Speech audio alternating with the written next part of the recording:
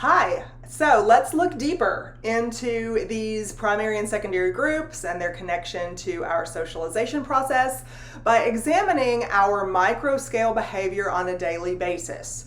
So in this lecture, we're going to be talking about Erving Goffman. He's one of my favorite micro-scale sociologists, and he came up with a way to analyze our social behavior that we're going to talk about today. But we are also going to back up, not in this video, but in the two subsequent videos that follow after this one. We're going to back up to chapter 3 and look at the looking glass self with Charles Horton Cooley, and also significant others, and that process that George Mead describes about how we take on roles and we go through a play stage, preparatory stage, play stage, game stage in our lives, in our development and socialization process. And all of this kind of plays a part, if you ask Mrs. T. And so that's why I waited until this point in chapter 4 to jump back to talk about that socialization process in chapter 3. Because all of this is connected anyway, right? I keep telling you, all of this is connected from macro scale to micro scale, and our presentation of the self in daily life is a big deal for how our socialization process happens, okay? So, Erving Goffman is a micro-scale sociologist, and he examined, of course, one-on-one micro-scale behavior of people in their daily life experiences. And he determined, after years of research, he determined that the best way for him to interpret the way people acted and reacted to reality and formed patterns of understanding about what reality was through comparing our daily life to theater productions, movies, screenplays, dramaturgical analysis. He's famous for that particular phrase. Dramaturgy simply refers to acting out in a play. Okay, so you see the word drama in there. It's actually an abbreviation for this longer word, dramaturgy, and this is dramaturgical analysis. So Erving Goffman said if we zoom out and we are objective and look at our microscale behavior and others' microscale behavior, that it's important to have this analogy of the way a script is written with different scenes and different props and different preparations that have to go into the scene, and the lines and the actors and the interaction among those actors. And he said that the social settings that you and I move from one situation to the next in our daily lives, he said that that's like the different scenes on a stage with a different script for those different scenes, sometimes different actors playing out different roles. There's a word from the middle of our social structure, the statuses and roles, and we even use the word role in a movie or role in a play, right? Because there is a script and there is a stage that you have to perform on, and social performance is a big deal for the dramaturgical analysis with Erving Goffman. But he also talked about front stage and backstage behavior, face-saving behavior, and a key thing called impression management. Now, impression management is something that we do every single day. It's not just for unique situations, but according to Erving Goffman, impression management is the efforts that we go through in order to try to get our image across the way we want it to come across, okay? So when we were talking about statuses and roles, and how people had master statuses that society imposed on us, impression management is something that we engage in to either reinforce that master status or even come back from that master status. So when we were talking about females having that reproductive function in most societies, in the USA, there's, on the macro scale, there's still that idea that a female is a nurturer and a caregiver first and maybe an employee second. Well, that in some cases can make a problem for people moving up in the business world, and they might want to manage their impression as though they are free of requirements, free of those primary groups at home, or free of children, or free of those responsibilities, in order to be able to focus more on that work life. And so impression management management is not just something that you do when you're getting ready for a job interview or when you're going out, on a date for the first time or going to a special event. It's not just those extra prep things that we do in the backstage to create a certain image of ourselves, but it's also about the behaviors that we engage in, not just the physical appearance, but the behaviors that we engage in.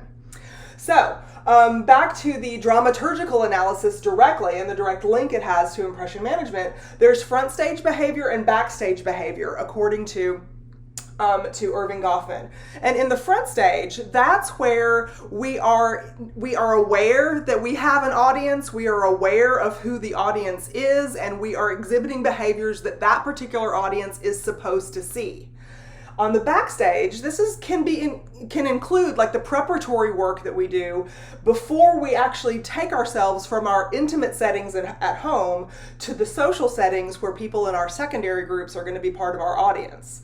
So backstage behavior would include behaviors and actions that it's okay for those people in our primary groups to see for the most part, but we would never allow people in our secondary groups to see that necessarily. And if accidentally people in our secondary groups or people who we didn't know very well saw some behavior that typically would be in the backstage rather than on stage for everybody to see, Irving Goffman talks about something called face-saving behavior. And this includes the actions that we go through to kind of rehabilitate our image if somebody saw something they should not have seen. So somebody knocks on your door, you don't expect them, and you've got a huge pile of laundry on your couch, but that pile of laundry is on your couch pretty much 24/7, but you kind of make some kind of excuse, oh, I was just doing laundry, I'm not finished folding, and maybe start folding it immediately, even though it's been there for 3 days. Something like that.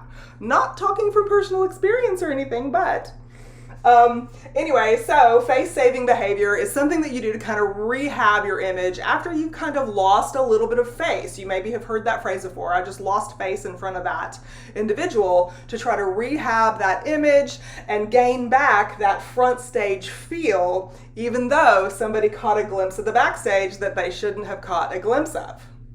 So, think about your own behavior. Do a little personal reflection here. Think about the kinds of ways that you manage your impression throughout the day. Does your vocabulary change, for instance, from hanging out with your friends, then being at work with your coworkers, then visiting your grandma, then being at church group? Does it change from these different social settings? And if it does, you don't have multiple personality disorder. You just know what the script is. You know what those actors on that stage, in that social setting, are going to require for the script, and you are responding to that front stage behavior. The backstage behavior that we engage in doesn't always have to be in front of an audience. Maybe it's stuff that nobody should ever see, not even the people who we are most intimately associated with. Should never be part of some backstage behavior in some people's lifestyles. So look at your own lives and try to analyze just between 8 a.m. and noon, how many different social settings do you go to from one situation to the next? And how many times do you find yourself kind of changing the way that you interact and react with other people? And how does that create reality? Do you pick up on the emotions that somebody else is bringing to the script? And do you alter your behavior based on their feedback that you're getting from them? The reaction that they give to your behavior, does that drive you in a certain direction with your behavior and therefore create a certain outcome that if you had behaved in a happy way instead of a grumpy way, would the outcome of the situation have been different? If you had kept your mouth shut instead of spoken, would the outcome of a situation have been different? So this kind of analysis also can be directed toward our perception of reality and who we form bonds with in our primary groups and who ends up being a long-term participant in our stage play, in other words, our lives. And it's a really interesting way to analyze the way that symbolic interactionism can be interpreted as how it creates a larger scale reality and linked to macro scale forces in society. So when we come back, we will further this micro scale look at our social behavior that's linked to social structure by looking at Charles Horton Cooley and also George Mead from chapter 3 and socialization, because remember, we learn all of this. None of us are born already having the script memorized. We learn all of this and we constantly adjust, and throughout our lifespan, we are gaining additional information in our socialization process because the script changes, the expectations change, the roles that we are expected to fulfill by society change as we age. Okay, so text me with questions. See you next time.